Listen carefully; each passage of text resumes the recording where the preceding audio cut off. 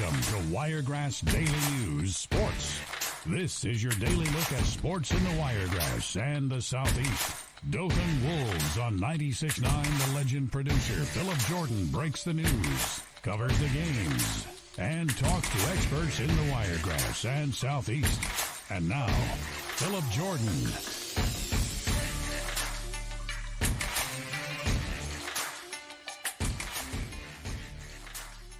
What's up, everybody? Welcome into the Thursday edition of Wiregrass Daily News Sports. Of course, I am your host, Phillip Jordan, the in-studio host and producer of the Wolves football on 96.9 The Legend, and Auburn writer for Last Word on college football.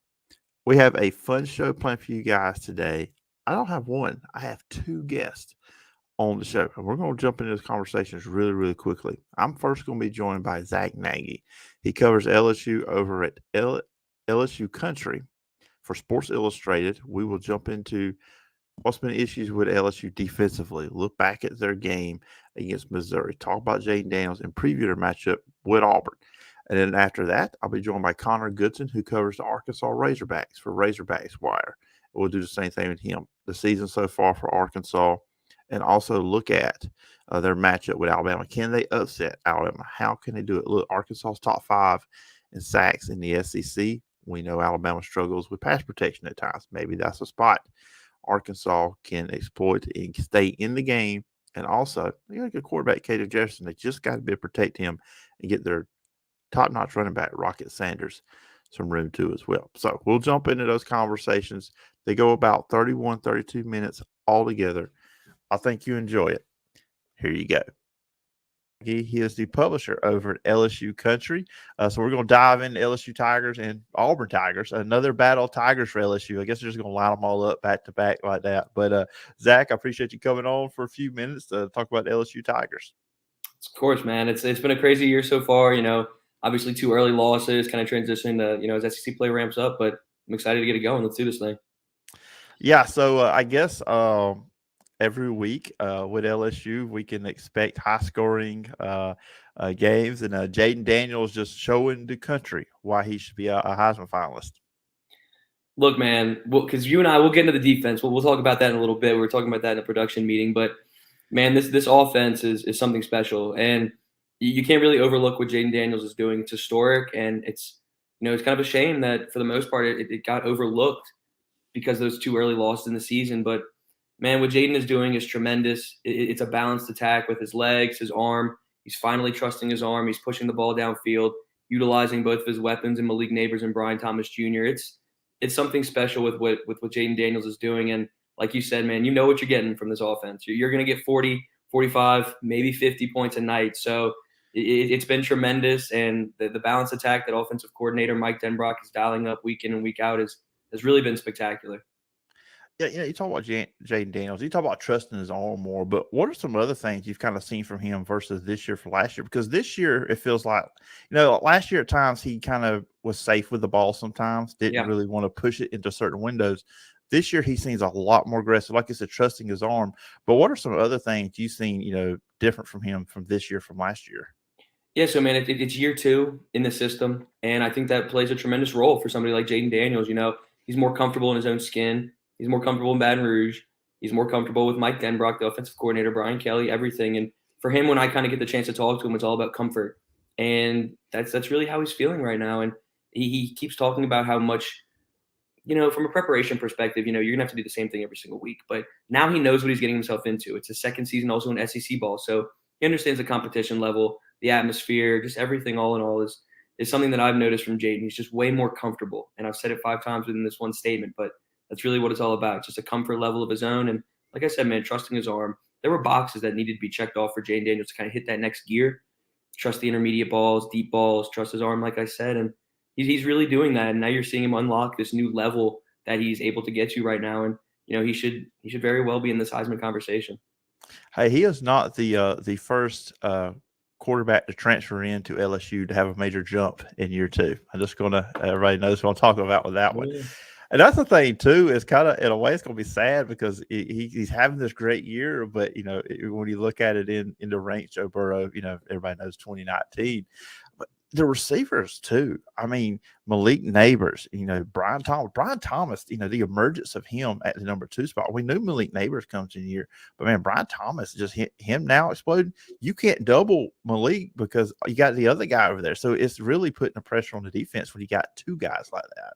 Yeah, and that's a fantastic point because kind of towards, I guess the second or third week, teams were playing bracket coverage on Malik Neighbors where the safety was spying on Malik. You'd have a corner on him. So indirectly, it's kind of a double team trying to take him out of the game.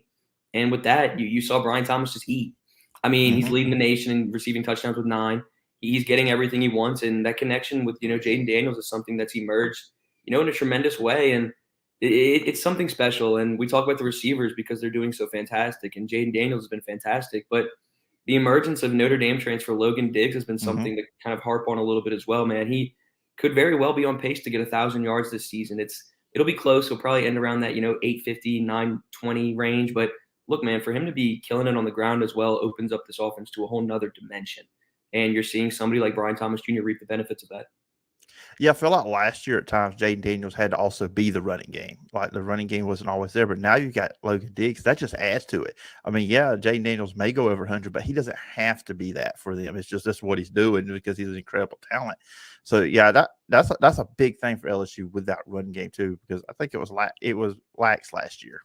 Yeah, and I mean, for the most part, you've 8 scholarship running backs on your team, and that's unheard of in SEC play. That's unheard of at the college level for the most part.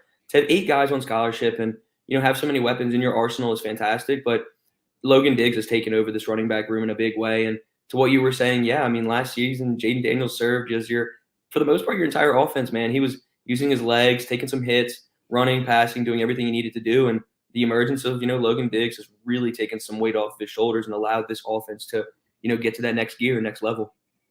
So I really wanted to start off on a positive note when we're talking LSU. So that's why we'll get to the offense. defense. Let's do it. Yeah, the defensive part of it. Of course, we'll get into the Missouri game too. Another slow start for this defense. Gave up a lot of yards. I mean, Brady Cook had 411 yards, 2 interceptions. First time he's been picked off though since October of 22nd last year against Vanderbilt. So they ended that impressive feat by him. But and I talked to a buddy of mine. I got one of my really good friend, one of my best friends, is an LSU fan, and I'm like, I knew going into the year, and I love your take on this, obviously, that the secondary could be an issue, but up front, the front 7, and I'm like, it doesn't feel like there should be any excuse for them to be this bad defensively for what they have in that front 7. You watching this team every week? What's the issue? If we're just going to stick solely on that front 7, it's a really challenging piece to dive into, in my opinion, just because you have such fantastic weapons. Mekhi Wingo, he started off the first 3 weeks as an all-SEC candidate type of guy, and he was balling out. Mekhi looked fantastic, and he kind of got into this spot where he wasn't, doing everything that he was doing for the first 3 weeks. He hit not a breaking point because it's a horrible word choice, but just couldn't get to that spot that we knew he could get to. And then Mason Smith, I mean, that's the talk of the town. It's like, where's he been at? What's going on? And Mason suffered a sprained ankle during fall camp, and we kind of watched him limp off the field. And ever since then, they kind of held him out a little bit, and he couldn't get to that next gear. And then you saw him on Saturday really have his best game, probably in maybe if it's not career, but I mean, dude, he looked fantastic. And we know that he can get to that next level. We know that what he brings to the table. And you look at that second level of defense as well when you're looking at the front 7. And Harold Perkins is a fantastic edge rusher, man. And for the first 1, 2, 3 weeks, they were utilizing him as just an inside linebacker and not allowing him to do what he does best. And Brian Kelly described it as kind of, see ball, get ball type thing, man. He just, wherever the ball was at, he got there, did what he needed to do. And now they're starting to allow him to go back to that type of, ball player, that playmaker, that weapon, and starting to become a more balanced attack. And alongside him as well as somebody like Whit Weeks, true freshman, man, he's been fantastic. So to answer your question, best I can is, it's a complicated scenario just because you know that you have the talent, but you just have to simplify the scheme, allow your players to do what they do best. And in turn, you'll see that front 7, hit their stride as SEC play continues. Because, that gauntlet, we're in the midst of that gauntlet. It's about to get even more scary over the next couple of weeks. So, simplify the scheme, allow your playmakers to do what they do best. And in turn, you'll see that front 7 shine. Yeah, it's been interesting. Just, like I said, the talent. But the Missouri game, now they only gave up 14 points in the second half. It didn't start good, 22-7 early. But then they were able to play much better second half. Like I said, got the big interception to close the deal. What positives did you see out of the defense there in the second half that allowed LSU to come back and then, obviously they take the win? Look, I know the talk of the town is that secondary just because it's so shaky and it's been such a struggle. But when you see somebody like Major Burns step up on that last possession, get that pick six, even though some said he probably should have knelt the ball and slid down and not scored. To see somebody like him step up in a big way is tremendous. To see your leaders be vocal, talking, kind of, holding players accountable was something that I took. But if we're talking from a scheme perspective, you saw your front guys kind of do what they needed to do. Mason Smith handled business. He got in the backfield. You saw Harold Perkins shine as well. He had that blocked field goal and that interception. You saw your playmakers make plays, and you saw Matt House simplify the scheme. So everything that I was saying 2 minutes ago, you saw in the second half of that Missouri game, and that's kind of why the aforementioned statement, which is why I said that, just because, if you simplify the scheme and allow playmakers to do what they need to do, you'll get the result, and you saw that in the final 30 minutes of the game. Yeah, then of course Jaden Daniels puts on the Superman cape and does what he does. I mean, he got banged up earlier in the game. We saw Garrett Nussmeier come in, but any concern, just the fact is we don't see Jaden Daniels slide or a lot of times get out of bounds. He'll take on those hits, and you got to kind of be worried about that, especially the coaching staff. Okay, we enjoy it. We're glad you're picking up the big yardage, but you're taking some hits in the process as well. But just talking about his play there in the fourth quarter, LSU scored 17 points there. Hit Malik Neighbors with a touchdown. He had a big run in there too as well. Just once again putting on that Superman cape. It's what he does best, man. It's been a heroic season for that matter. Kind of to hone in on what you said before, man. He needs to slide. He needs to get out of bounds because he's jumping, putting his body on the line, and at some point in time, you're going to have to relax a little bit because obviously he came down with that rib injury, and we talked to Brian Kelly earlier today. All is good on that note. He's going to be a full participant in practice. So from an injury perspective, he wasn't even on the report, so he's good. But aside from that, yeah, it's been a heroic season from Jaden Daniels, man. He has been fantastic. Like we said a couple minutes ago, just trusting his arm, not necessarily forcing things, and getting the ball into tight windows, going over 15 yards on passes. It's been fantastic, man. There's not many things to nitpick from what Jaden Daniels has done this year. His numbers are amazing. His production is fantastic. His leadership's fantastic. Brian Kelly has nothing but positive things to say about his signal caller. So what he's doing, man, it's a damn shame that that defense struggled over the first couple of weeks, and I'm hoping they can hit that next gear, like I've said a million times, over the back end of the season because these are Heisman numbers, and it's not even close. He should be in that top 2, top 3, top 4 conversation, and there should be no hesitancy about it. Yeah, the positive is, yes, they have 2 losses, but from an SEC standpoint, they only have 1. And you still have Alabama, and I'm sorry, Ole Miss is not going to go through the rest of the schedule with just 1 loss. That's just my opinion on Ole Miss.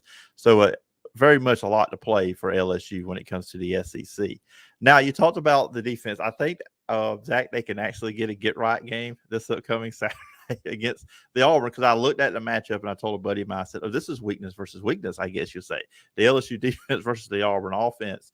When you look at this matchup with Auburn, of course, this is year 1 with Hugh Freeze. Auburn's rebuilding. I mean, Brian Harsin really messed up the talent there at Auburn. I mean, even Hugh Freeze said before the season when he got there, he said, didn't he look like what an Auburn roster should look like? With Auburn, any concerns with stuff they could maybe do that could give LSU some issues? Obviously it's tough because their offensive production is so – there's really not one guy that jumps off the page specifically. It's pretty balanced. It's a spread attack. There's not many guys who necessarily jump off the page and say, wow, I need to worry about that guy and that guy only, because they don't really have that go-to guy, in my opinion. They have weapons, but not necessarily that one guy. Peyton Thorne's a fantastic quarterback. His numbers might not show it, and sometimes his decision-making might not be the best in the world, but he's a good quarterback. And, when you're playing a secondary like LSU, man, anything can happen on any given night. They're just so inconsistent, and they've just struggled so much that any quarterback can do whatever they need to do, man. Even against Grambling in week 2, we saw their quarterback handle business, connect a touchdown in the left side of the end zone over Denver Harris. So, talent level is a struggle in the secondary. So, I just want to see what this passing attack can do. I know it's not their strong suit, but when I'm looking at Auburn, I want to see if they can try to exploit the secondary because it's such a position of weakness going into the back end of SEC play. Yeah, here's the thing for you. I believe Auburn has not thrown 100 yards in 6 consecutive games against Power 5 opponents. So Yeah, so it's Auburn would be happy with 100 yards passing Yep. this Saturday. The LSU offense versus the Auburn defense. Auburn's defense has played well this year. They did. Hey, if they didn't have to guard Brock Bowers, they really would have done a great job against Georgia. Fantastic But game. yeah, absolutely. But they haven't met a quarterback like Jaden Daniels and the receivers that they're going to face here. And Auburn's most experienced part of the defense is their secondary when healthy. So kind of like the same question there. Oh, that matchup. What do you see there? I mean, you said it best. I mean, from an experience perspective, they've got it down pat for Auburn. And when you're going up against, receivers that are also experienced, man, Malik Neighbors is fantastic. Brian Thomas is fantastic. Unfortunately, Chris Hilton probably won't play this week, and he's a fantastic vertical threat that I'd love to see go up against those seasoned secondary players. But, that's something that I want to see. I want to see Jaden Daniels trust his arm again and keep going. But, look, you have a running back in Logan Diggs who's bursting on the scene at a really rapid pace. And I'd like to see if he can, break through this Auburn front seven, whatever you want to call it, because I really think he can. And the more balanced attack you get, I think they can exploit Auburn in a myriad of ways, just because I know that Auburn it's an interesting season for them, their transition period under Hugh Freeze. And I think Hugh Freeze is fantastic. He's a recruiting guru, and I think he's going to get them on track sooner rather than later. But this year just isn't it. And, ultimately I think LSU's offense is going to exploit that defense in a bunch of different ways. And the thing about this, though, with Auburn and LSU, it is always an interesting matchup because you have absolutely no idea what is going to happen. It's not at the top of the best SEC rivalries, but I think sometimes it's the weirdest and strangest SEC rivalries out there. It's unique. And, when I was a couple years back, when I was like in school, I went to UL and stuff. And so I came in town for a game and I got to see the Bo Nix show. And, man, that was one of the most unique games I've ever seen. Just watching him just run in circles and just do whatever he can and just keep everybody on their toes in the stands. So, yeah, it's always a unique game. It's always fun, exciting. And, I hope we get that this week. I hope we get a really good game. But, what I want to say is, I really do think, LSU is going to come out and have something to prove with Jaden Daniels looking to continue that Heisman watch season. Yeah, I mean, I'm tipping my hat a little bit. I'm leaning LSU in this one. I may make some people here mad at me about that, but that's kind of where I'm going. But anyway, Zach, I'm looking forward to it, and I was looking forward to our conversation. This was a lot of fun having you on to talk all things LSU. If the listeners and viewers want to check you out online, where can they find you and all the work you're doing? Yeah, so we're pumping out content like crazy on LSU Country on Sports Illustrated. It's si.com/LSU, and we are putting out a ton of football stuff, recruiting content, men's basketball, women's basketball, because you got to keep Kim. You got to do the Kim Mulkey content, man. That women's basketball program is special. So baseball, man, you name it, we're pumping it out. So LSU Country on Sports Illustrated, you'll find me on there, and you'll see all the LSU content you need, man. And if you want to go to Twitter, @ZNagy20 is my handle. So, or X, we were saying earlier. So whatever you want to call it, man, you'll find me on there, and any LSU content, you'll certainly see it from me. Absolutely. Everybody go check Zach's content out. I know you want to. I know everybody wants to go see what's going on with LSU, so go check them out. But Zach, anyways, I appreciate the time, and I hope we can do this again sometime down the road. Absolutely, dude. Let's do it again. Really good stuff.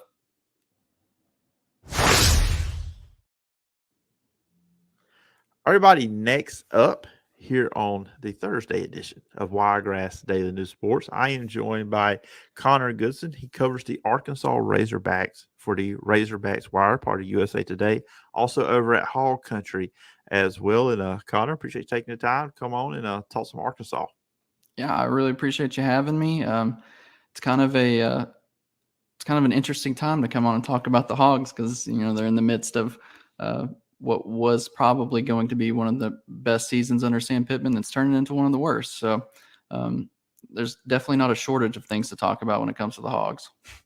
Yeah, it's been quite interesting watching them and see how things been going. Of course, they lose 27-20 to Ole Miss on Saturday. Just 4 straight losses. I know you can't narrow it all down to one thing, but I mean, what's been the pitfalls? Because a lot of these games, they've been close games. They've been right there in all of these contests, but offensive line issues is one. They struggle running the ball, struggle protecting KJ. That's number one. But just for you overall, just your overall look on this team, why aren't they having a better season?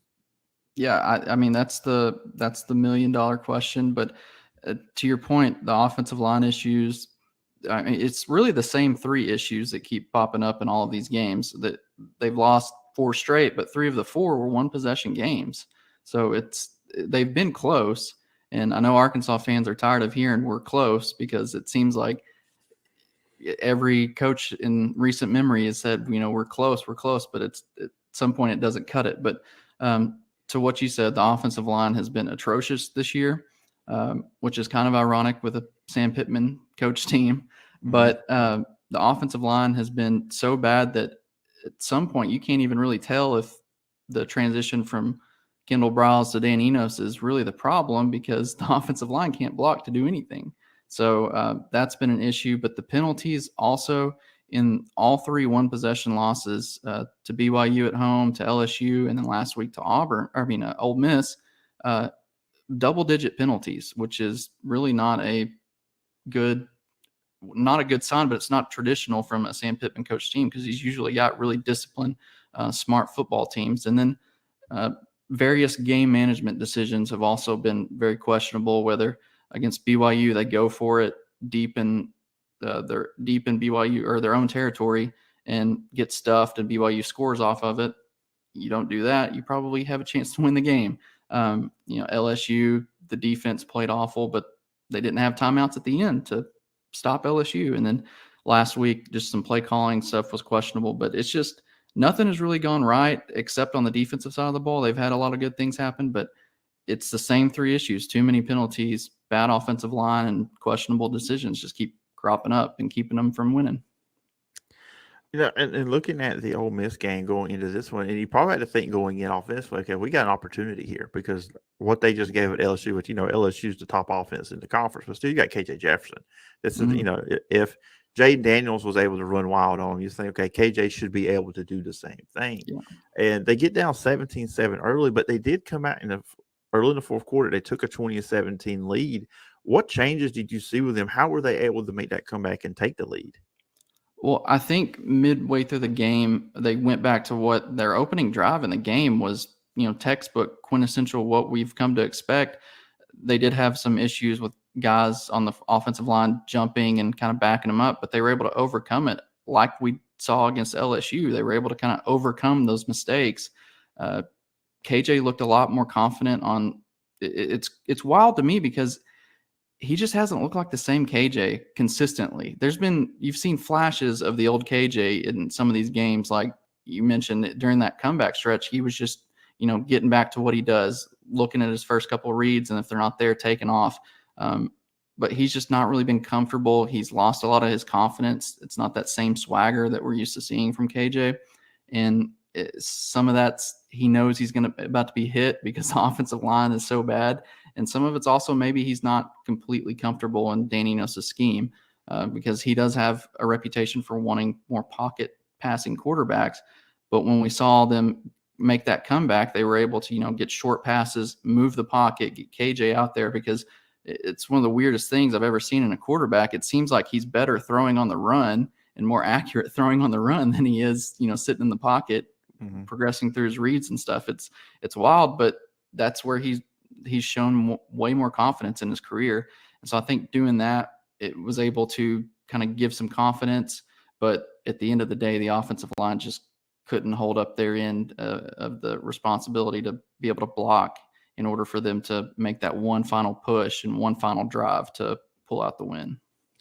It wasn't, I've seen this some spots on the internet going into the season when they bring Dan Enos in, of course, experience previously at Arkansas, mostly with the Wilson brothers, Tyler and Austin there.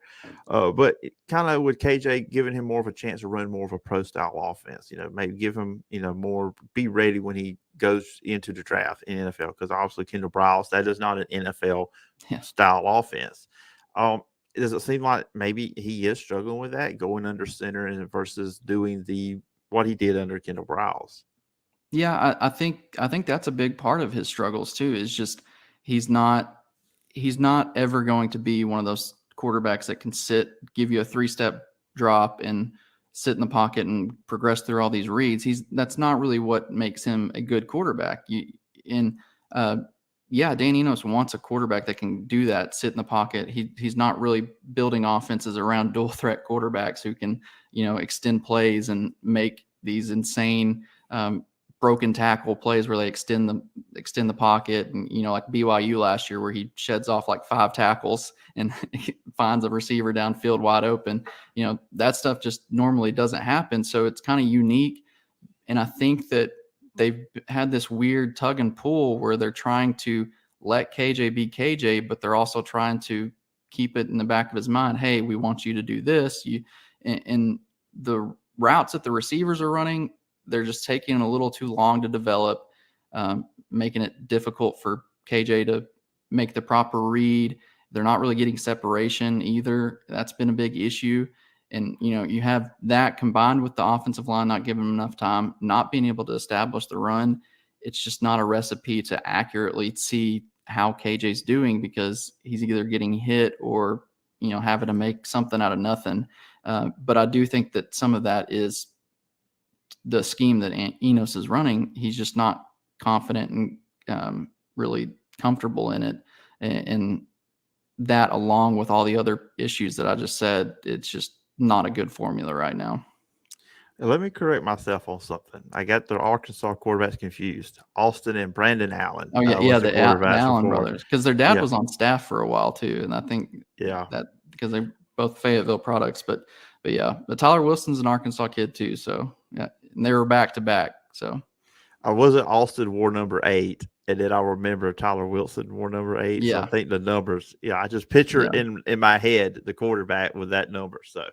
I had to make sure I corrected myself, because anybody for the Arkansas fan base listens to this. They'll call you out for sure. But I know some of them. I know some of them. So yeah. And just looking forward to the rest of the season. I mean, you look at playing Alabama this weekend, and Alabama's I think they've kind of figured out who they are. They've want to run the ball, play action with Jalen Milroe, play great defense.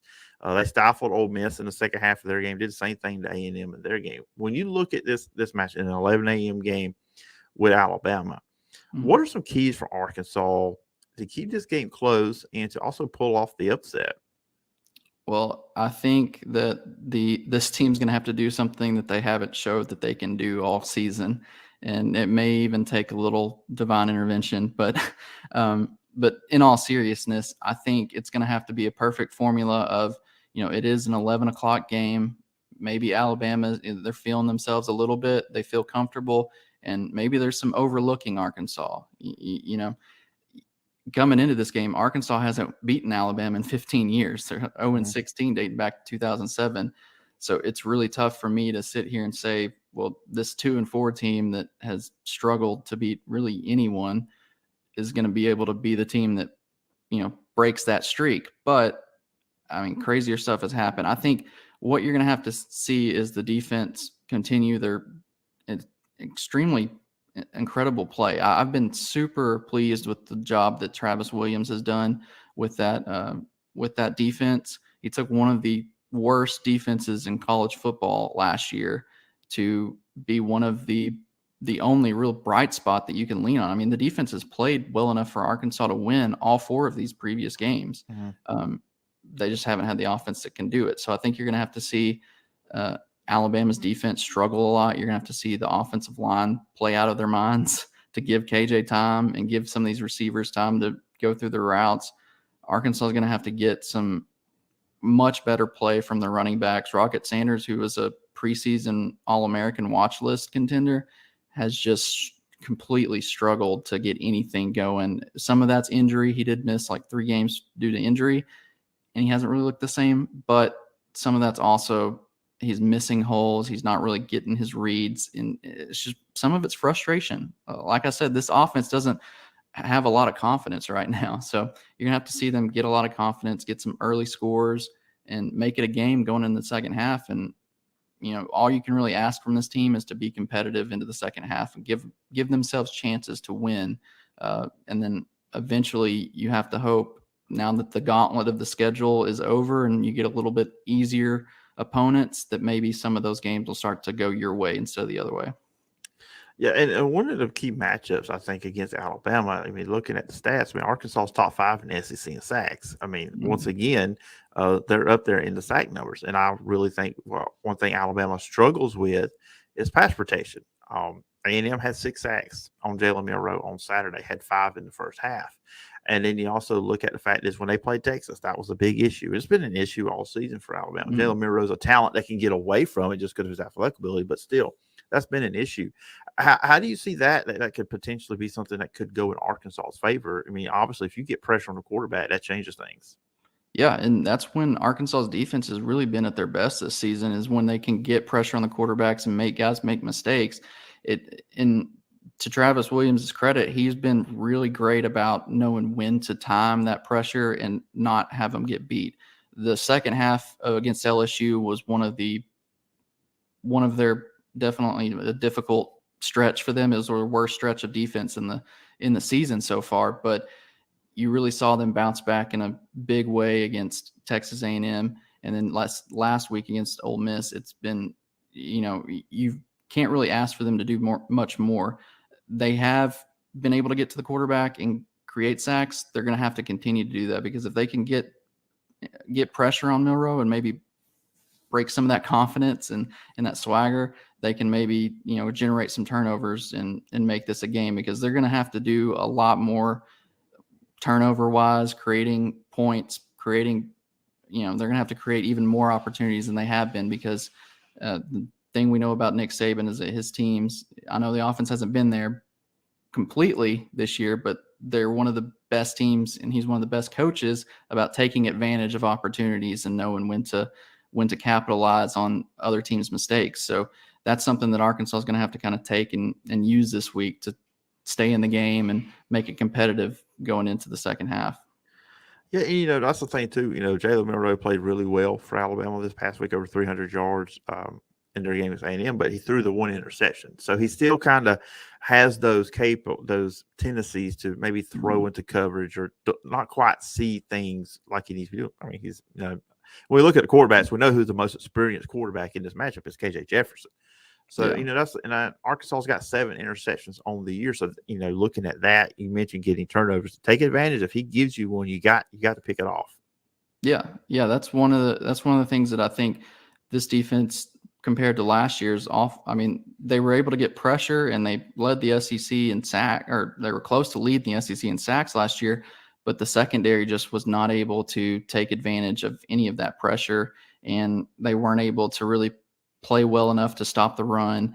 But, this year they're able to get guys who, play the ball more. They're able to take advantage of those bad throws and make quarterbacks pay for, making the wrong decisions.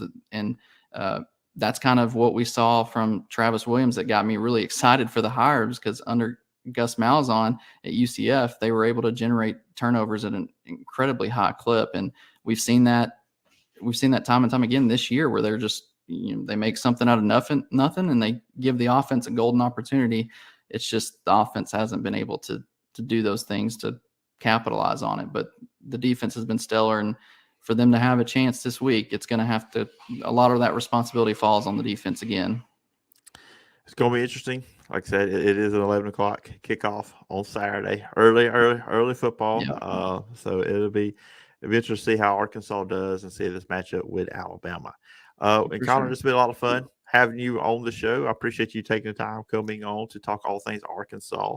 If the listeners and viewers want to check you out online, where can they find you and all the work you're doing? You can find me at Connor Goodson on Twitter. Just one word, my name. I write for Razorbacks Wire. I've got content throughout the week leading up on Arkansas. All Arkansas athletics. I also do some writing for Hog Country, and I also have a podcast where I kind of do some episodes weekly. I give my live reactions to games immediately following games, where I can just kind of, it's more of a tool to vent a little bit and kind of get things off my chest immediately. But yeah, it's the House of Hog podcast, wherever you get your podcast, if you want to check it out and listen to it. So yeah, you can check me out there, but it's on my socials. And man, Phillip, I really appreciate you having me. Oh yeah, absolutely. Connor, it's been a lot of fun talking all things Razorbacks with you, and I hope we can do this again sometime down the road. For sure. I look forward to it anytime. All right, and thanks to both Connor and Zach for coming on. Really fun conversation with you guys. First time I've ever had them on any podcast I've ever done. Really enjoyed it. So they will be returning. I will be asking them to come on show again in the future because, look, and we'll get past football season. We got basketball, and that's coming up soon. SEC basketball media days are next week. So expect some basketball-related guests coming on the show. And that's going to do it. All I'm going to say, Braves lost 10-2 last night. We got to get it right. Game 4 coming up if they want to continue the series against the best of 5. And I have a friend that wants to go to Game 5. So he is needing the Braves to win Game 4. So we'll talk about it. I'll be back tomorrow. Now, you heard us preview the Auburn, LSU, and Alabama, Arkansas games there. Well, you'll get some more of that tomorrow. Matt will be coming on the show. We're getting you ready for the weekend. We're going to dive into some non-SEC games too as well. And just go ahead, for the people watching on YouTube, I want you guys to know this. We actually recorded that on Wednesday evening. So you will see me in the exact same shirt and everything else that you see me in now. I don't want y'all to think I don't wash clothes or just wear the same shirt all the time. That's just sometimes you got to record these interviews on the same day. So anyways, kind of like a TV show. It's not live, that part, the interview part. Sometimes, we got to do what you got to do. Anyways, I'm going to get out of here. I hope everybody has a great Thursday. We'll also get you ready for the high school football weekend as well on tomorrow's show. So it'll be a big show on Friday as always. Anyways, guys, follow me on social media. Hit me up. Apple Podcast, follow, rate, and review. Leave a review. I'll read it on a future edition of the show. And if you just leave 4 stars, you are a straight-up hater. And you can always email me at sports.phillipjordan@gmail.com. I'll talk to you guys tomorrow.